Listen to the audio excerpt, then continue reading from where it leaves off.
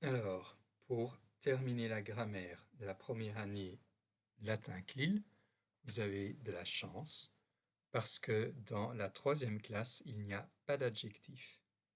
Même en deuxième année de latin, tu ne vas jamais rencontrer des adjectifs de la troisième classe et même en sixième année, il n'y aura jamais des adjectifs de la troisième classe.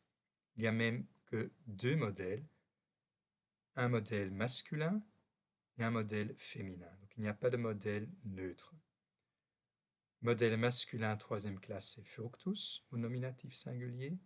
Le modèle féminin, c'est ras, qui se termine tous les deux par un s comme terminaison. L'accusatif, ça devient fructum et ram. Donc le m qu'on connaît déjà de davum, rossam, ducam, matram. Génitif, c'est étrange parce que c'est fructus comme le nominatif. C'est ce que tu as appris dans la liste de vocabulaire, casus, casus, par exemple. Et au féminin, ça devient rei, avec une terminaison i que tu connais surtout de amici, masculin, première classe, et toni, neutre, première classe. Au datif, ça devient fructui, c'est un peu comme le i de la deuxième classe, duci, matri, et féminin rei, donc la même chose que le génitif singulier. L'ablatif, c'est juste le radical, sans terminaison, fructu rei. Au pluriel, ça devient au nominatif fructus reis, donc en fait la même chose que le singulier, ce qui est bien sûr embêtant. Ça devient encore plus embêtant parce que l'accusatif pluriel, c'est aussi fructus et reis. On a déjà 4 fois fructus et 3 fois la forme reis. Génitif de fructus au pluriel, c'est fructuum, avec le que vous connaissez déjà de matrum et ducum. Et pour ras, ça devient rerum, un peu comme aurum, arum, première classe. Et génitif, datif, ça devient, c'est la même chose, je veux dire datif, ablatif, c'est la même chose au pluriel. Fructibus avec un changement de radical et rebus. Là encore quelques remarques. Manus et domus suivent le modèle fructus mais sont féminins. Et dias est parfois masculin mais est parfois aussi féminin. Et pour terminer, domus, c'est vraiment une exception parce qu'il y a quelques terminaisons irrégulières qui viennent de la première classe. L'ablatif singulier, c'est domo et pas domu, comme fructu. L'accusatif pluriel, c'est domos et pas domus, comme le modèle fructus. Et le génitif pluriel, ce n'est pas domum, comme fructum, mais c'est domorum, comme avorum. Alors, si tu as envie, tu peux déjà commencer aux exercices de la troisième classe. Tu as toute la semaine pour les terminer. Vendredi prochain, tu auras alors une nouvelle interro.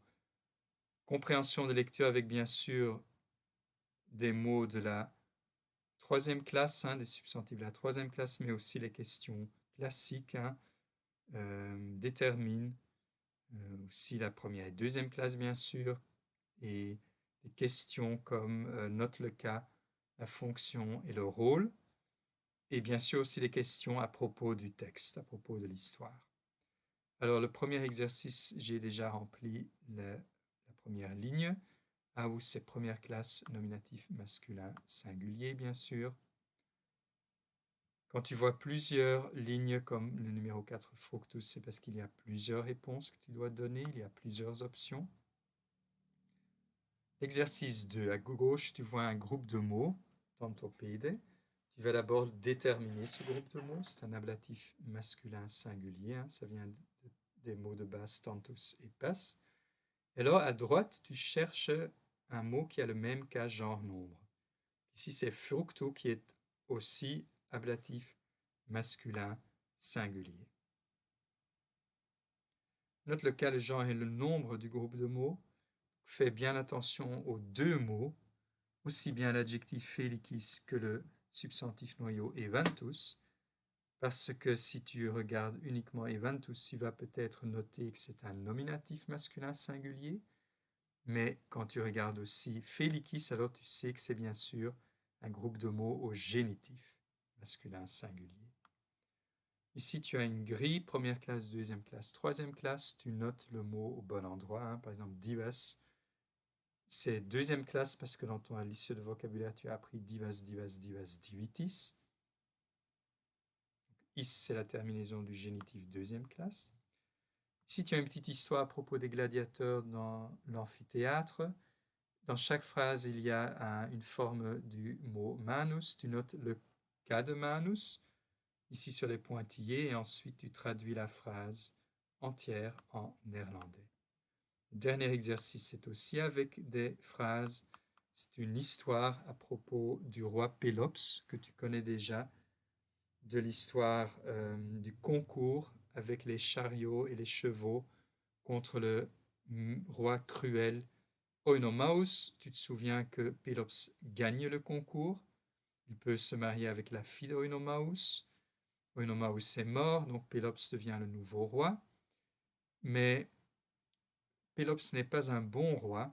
On ne peut pas lui faire confiance parce que l'homme qu'il a aidé à gagner, cet homme il s'appelle Myrtilus, bien Pélops le tue et le pauvre Myrtilus ne peut pas se défendre, mais il a juste encore le temps de maudire Pélops et sa famille. Maudire, ça veut dire vervloeken. Et ici dans l'histoire, tu vas lire comment la malédiction de Myrtilus se réalise. Hoe zijn vloek zich voltrekt. Parce que Pélops a deux fils, Atrée et Thueste, bien sûr, ils veulent tous les deux devenir le nouveau roi dans la ville de Mycène après la mort de leur papa Pélops. Donc ils se disputent sans arrêt. Hein. Atrée dit c'est moi qui vais devenir le nouveau roi et son frère dit non, c'est moi qui vais devenir le nouveau roi. Alors Atrée, il a un avantage par rapport à son fils parce qu'il possède un bélier très spécial, un heel spécial ram, donc un animal comme tu vois sur la photo.